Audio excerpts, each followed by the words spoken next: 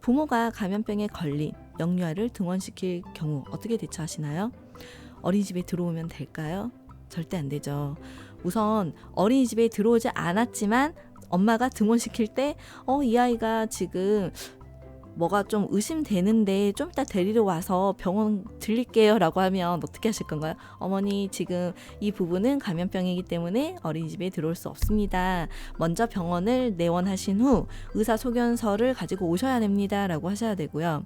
만약에 이 엄마가 말씀을 하지 않고 아이를 등원을 시켰어요.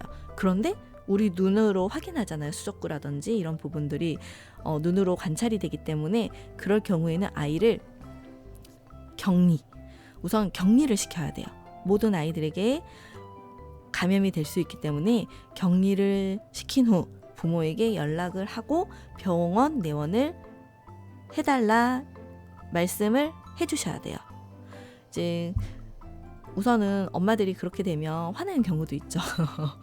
우리 아이를 감염병 환자로 보냐 뭐 이러시기도 하는데, 하지만 모든 아이, 다수의 아이들을 위해서는 이렇게 절차대로 하고 있습니다 라고 말씀을 하시고, 이걸 선생님이 개인적인 의견이라고 하지 마시고 어린이집, 이거는 이제 평가제하고는 다른데, 이제 엄마한테 전화하실 때는 어머니, 저희 어린이집에서 나간 운영 안내서를 보시면 감염병에 걸린 영유아에 대한 절차가 있습니다.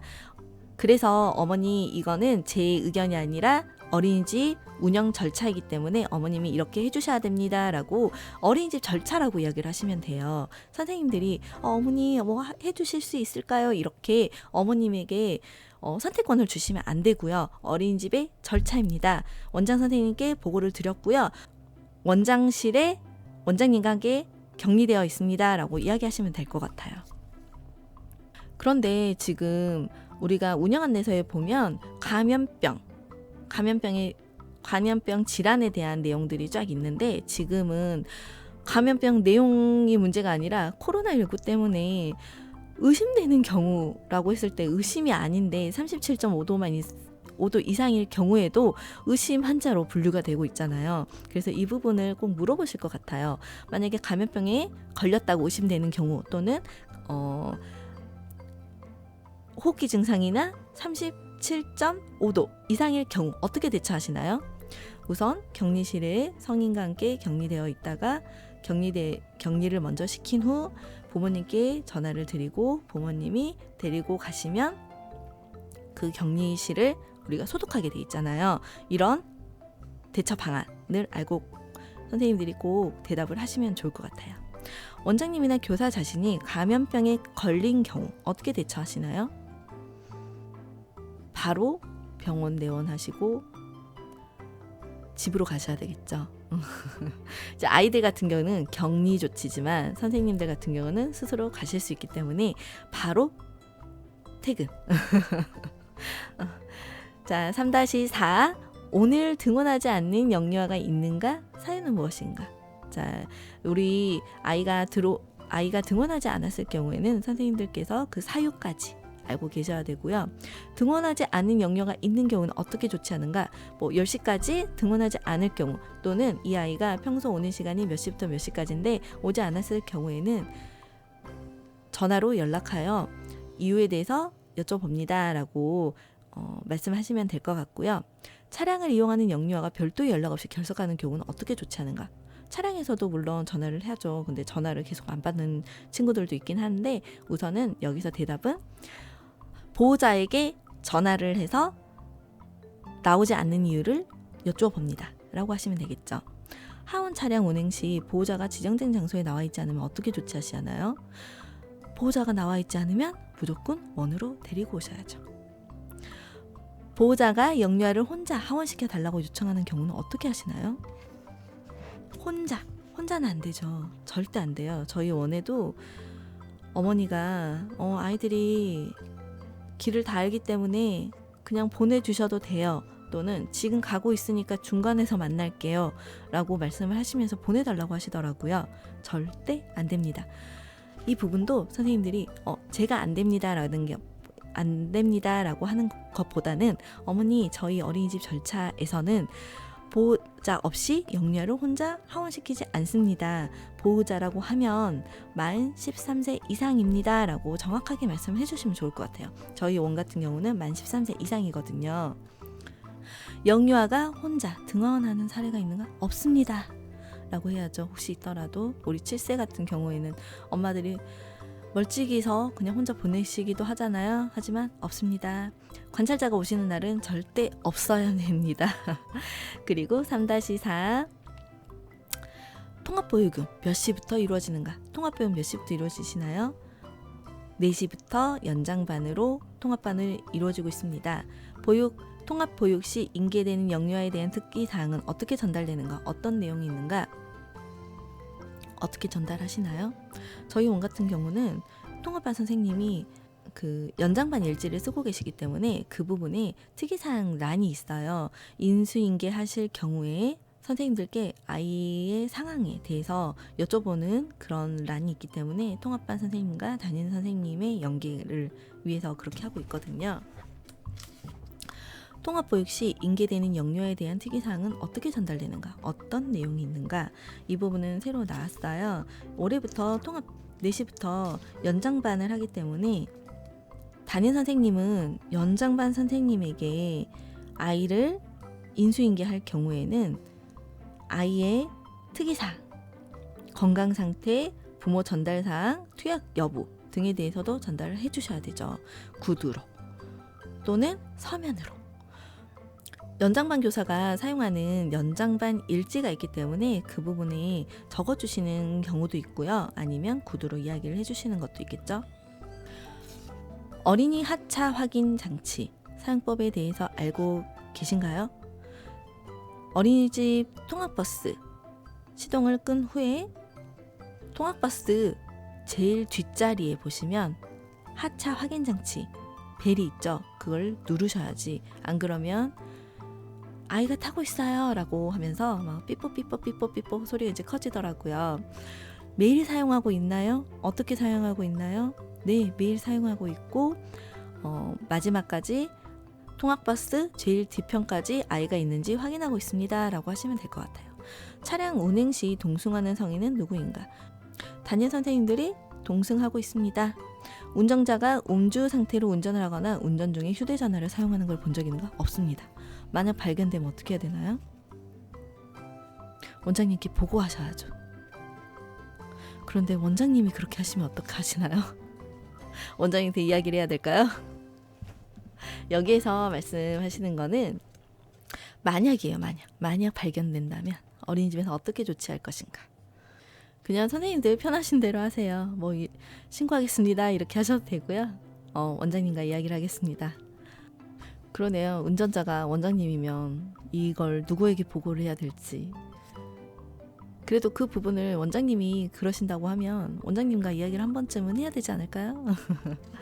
만약에 그래도 안 된다고 하면 신고해야죠. 차량에 동승한 성인은 영유아가 차량에 타고 내릴 때 어떻게 도와주는가? 이 부분은 직접 관찰하신대요. 직접 동승자가 타고 아이들을 타고 내릴 때 도와주는지 직접 관찰하시는데 관찰이 어려울 경우에만 면담으로 하신답니다. 차량 탑승 영유아에 대한 관리는 어떻게 이루어지는가? 모든 영유아의 하차 여부는 어떤 방식으로 확인하는가? 똑같죠. 통학 차량버스 운영일지가 있잖아요. 그래서 통학 차량버스 운영일지를 통해 관리하고 있고 하차 여부는 조금 전에 하차 확인 장치 그 부분을 확인하면서 맨 뒤에까지 아이가 있는지 없는지 확인하고 있습니다. 이렇게 비슷한 질문들이네요. 3-5 안전교육은 주로 어떤 내용을 다루는가? 어떤 방법으로 이루어지는가? 어떤 내용? 내용에는 성폭력 및 아동학대 예방교육, 실종유괴 예방교육, 감염병 및 약물 오용 남용 예방교육, 재난대비 안전교육, 교통 안전교육 등이 있겠죠. 그리고 어떤 방법으로 개별적으로 선생님들이 이야기하시죠. 소방대피 훈련을 얼마나 자주 실시하는가, 어떤 방식으로 하는가, 월 1회 이상 우리가 하고 있고, 어떤 방식으로? 대피할 땐 어떤 방식으로 하시나요? 모두 바깥으로 나가셔야겠죠. 그리고 비상시 업무를 지키셔야 되겠죠.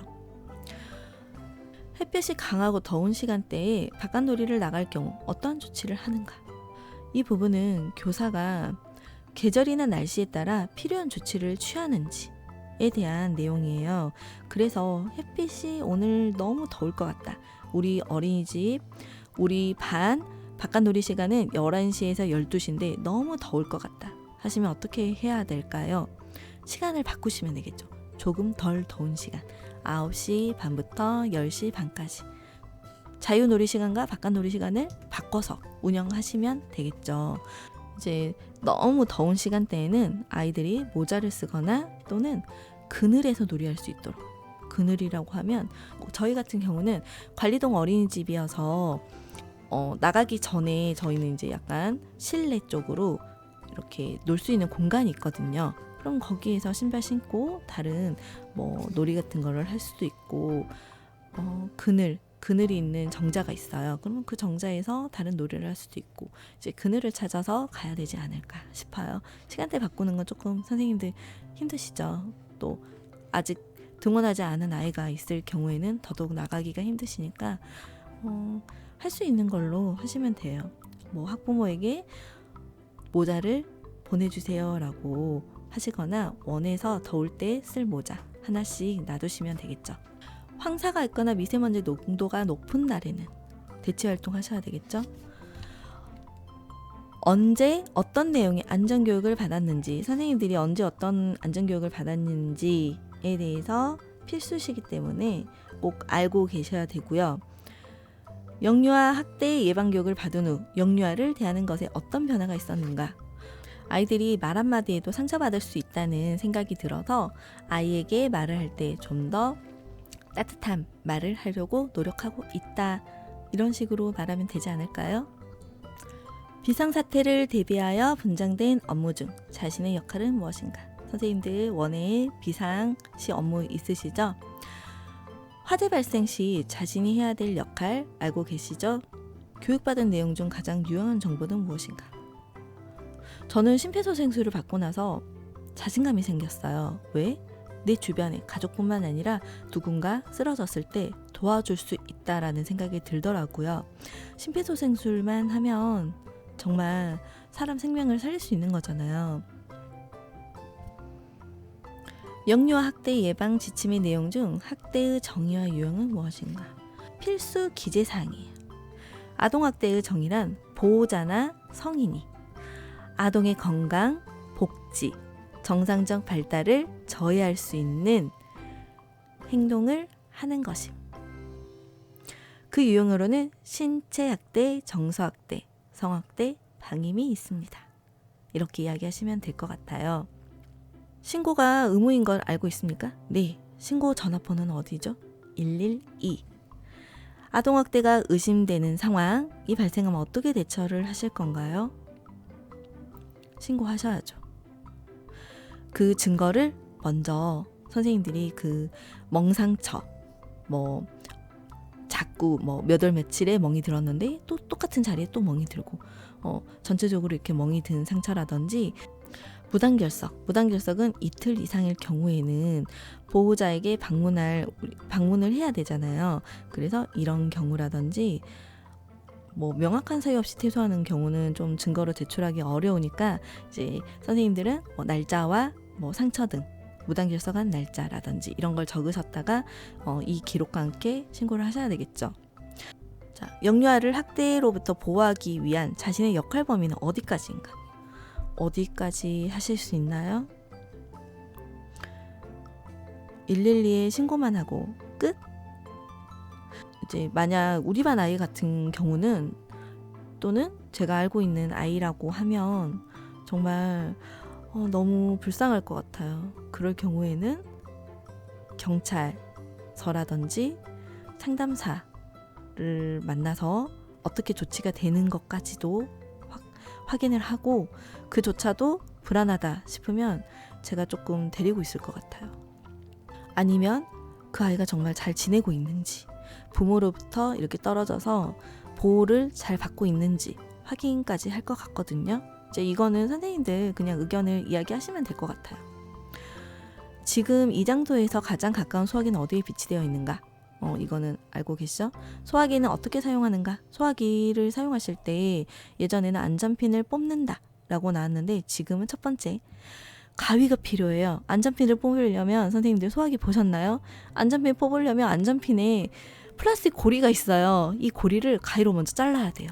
안전핀이 너무 잘 빠지기 때문에 이제 고리를 끼워놨더라고요. 그래서 선생님들 안전핀을 뺀다 이렇게 하시면 바로 걸리세요. 소화기를 보지 않았다는 거잖아요. 우리 어린이집에 있는 소화기가 안전핀만 있는지 안전핀에 고리까지 있는지 확인을 하시고, 소화기에 안전핀에 고리가 있다면 그 옆에 아이들 손이 닿지 않는 곳에 가위까지 비치를 해두셔야 되겠죠. 비상구는 어디에 있으면 어떻게 여는가, 이 부분은 원 사장에 따라서 이야기를 하시면 되겠죠. 이렇게 해서 면담 부분은 다 끝났어요, 선생님. 정말 면담이 가장 부담스러운 것 같아요. 하지만 선생님들, 이렇게 공부를 하시는 우리 선생님들은 무조건 통과하시고 A 받으실 거라고 생각해요. 선생님들 그동안 고생 많으셨습니다. 다음 시간에 또 만나요. 감사합니다.